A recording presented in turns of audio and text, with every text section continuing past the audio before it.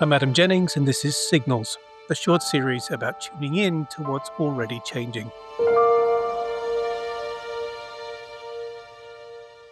For a long time, a career in the creative industries, much like in any other industry, was described as a ladder. You started somewhere, you climbed, you progressed. Junior, senior, lead, director. And if you worked hard enough and made the right moves, that path was supposed to reveal itself.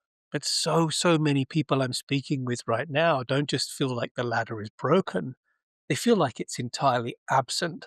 I've been speaking with so many creatives recently who all feel unmoored.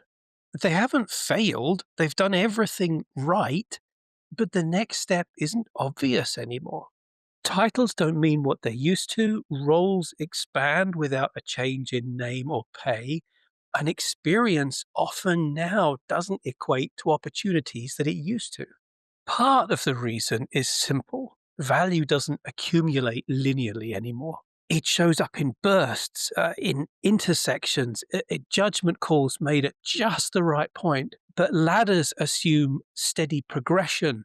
They assume predictability, but the work we do no longer behaves that way. And that creates a particular kind of pressure. If the ladder is no longer there, what are you supposed to climb? And with that, people start questioning their worth, their relevance. Did they miss something that everybody else just understood? But this isn't a personal failure. This is a structural shift that hasn't been named clearly enough yet. We talk a lot about portfolio careers, fractional roles, multiple identities, flexible paths. And for some people, those are real and meaningful options, myself included, but they're not a universal answer. And they come with their own uncertainty, risk, and emotional load, which is why I'm uneasy about presenting them as the solution, because they are signals, not prescriptions. So if the creative ladder no longer fits, the next step is not to scramble to the next rung.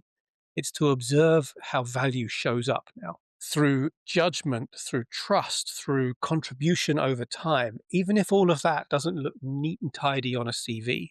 So maybe the question isn't what's the next step? It's what kind of work do I want people to trust me with?